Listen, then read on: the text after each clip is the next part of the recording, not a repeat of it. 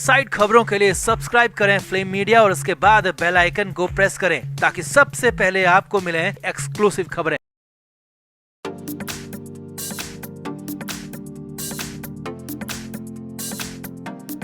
सुशांत सिंह राजपूत की मौत का सदमा परिवार और फैंस को जितना लगा उतना ही झटका बॉलीवुड के कई लोगों को भी लगा, खासकर उन लोगों को जो सुशांत की एक्टिंग के कदरदान थे, सुशांत को सच में पसंद करते थे। और उन्हीं में से एक हैं नीतीश भारद्वाज, जिन्होंने सुशांत के साथ केदारनाथ फिल्म में काम किया था। करीब 6 महीने तक सुशांत और नीतीश भारद्वाज एक साथ रहे, एक साथ शूटिंग की, कई रातें एक साथ गुजारी। अब नीतीश भारद्वाज ने लेटेस्ट इंटरव्यू में रिया चक्रवर्ती के हर उस दावे को झुठला दिया है। रिया के हर उस दावे की पोल खोल दी है जिसमें रिया ने सुशांत को लेकर बड़ी बड़ी बातें कही थी, बड़े बड़े आरोप लगाए थे।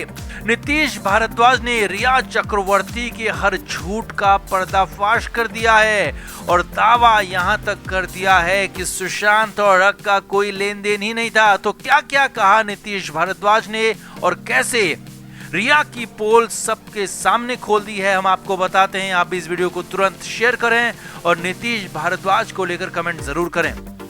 तो एक्टर नीतीश भारद्वाज को बॉलीवुड में कई दशक हो चुके हैं। वो न सिर्फ टीवी और फिल्मों का अभिनेता रहे हैं बल्कि स्क्रीन राइटर, प्रोड्यूसर और डायरेक्टर भी हैं। नीतीश भारद्वाज को लोग महाभारत के कृष्ण के रूप में आज भी याद करते हैं। बॉलीवुड में किस कदर नशे और रग का तांडव मच रहा है, इस बात को नीतीश भारद्वाज बहुत अच्छी तरह से जानते हैं। अब उन्हीं नीतीश ने सुशांत को लेकर दावा किया है कि सुशांत ने कभी भी, जी हाँ, ध्यान से समझिए, ध्यान से सुनिए, नीतीश भारद्वाज ने कहा कि सुशांत ने कभी भी केदारनाथ की शूटिंग के दौरान रग नहीं ली। नीतीश भारद्वाज ने साफ साफ कह दिया कि रिया एक नंबर की झूठी है, खुद को बचाने के लिए सुशांत को रगी करिए। फिल्म केदारनाथ में सारा अली खान के पिता की भूमिका में नजर आए नीतीश भारद्वाज की माने तो उन्होंने फिल्म की शूटिंग के दौरान सुशांत सिंह राजपूत को कभी भी नशे की हालत में नहीं देखा। एक अंग्रेजी न्यूज वेबसाइट से बातचीत में उन्होंने बताया कि सुशांत कभी कभार सिगरेट पीते थे, लेकिन उनका दिमाग बेहद ज्यादा फुर्तीला था और अगर कोई रग लेता है तो वो इस कदर फुर्तीले दिमाग का नहीं हो सकता और ना ही इतनी समझदारी से बातें कर सकता है।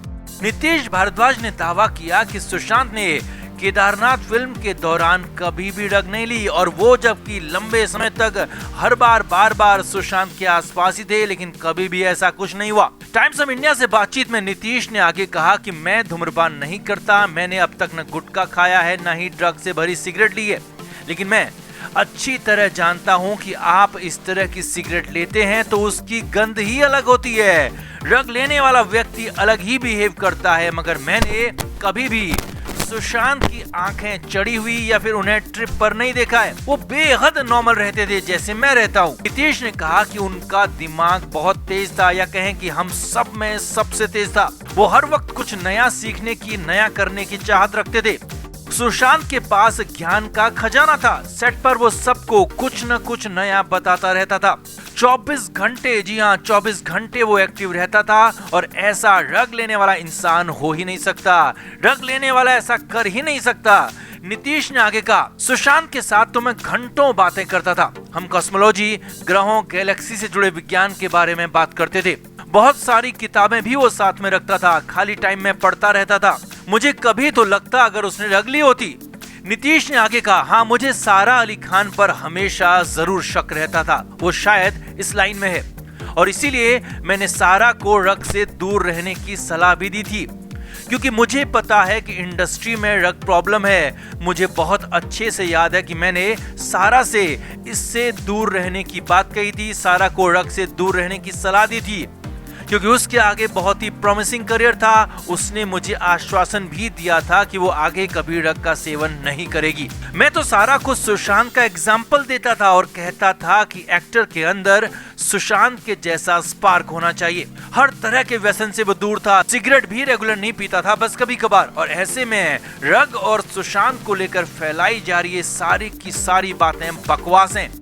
अब नीतीश भारद्वाज ने सुशांत को लेकर जो दावे, जो खुलासे किए हैं, वो रिया चक्रवर्ती के बयानों से बिल्कुल उलट है।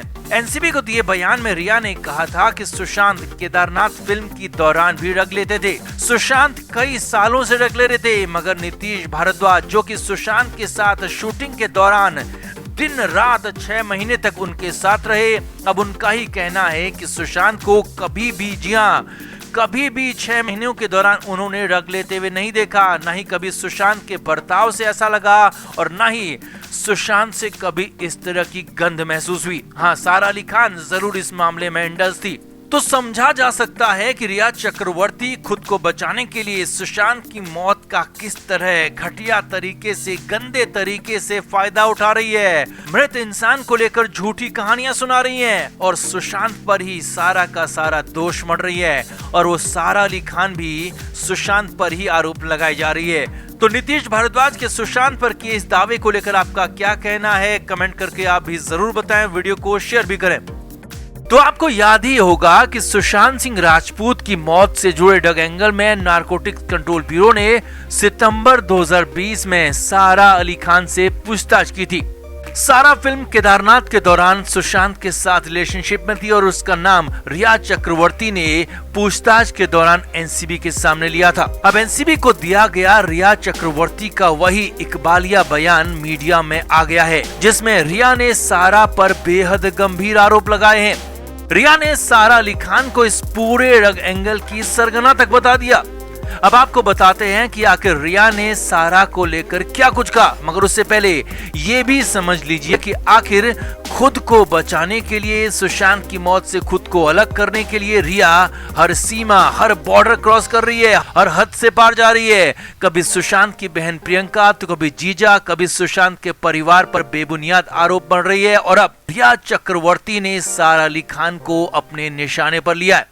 तो जो कॉपी रिया के बयान की वायरल हो रही है वो हमारे हाथ भी लगी है। इस कॉपी को एनसीबी में दर्ज बयान की कॉपी बताया जा रहा है, जिसमें रिया ने अपने बयान में लिखा है कि हमारे बीच ड्रग से जुड़ी बातचीत हुई थी। जी हाँ, हमसे यहाँ मतलब है रिया चक्रवर्ती और सारा अली खान। तो रिया ने लिखा है कि हमारे बीच में ड्रग को लेकर बातचीत हुई थी। सारा अली खान मुझे हैंगओवर के उपाय बता रही थी। वो आइसक्रीम और गांजे के बारे में बात कर रही थी जो वो खुद इस्तेमाल करती थी और दर्द से राहत के लिए मुझे भी ऑफर कर रही थी।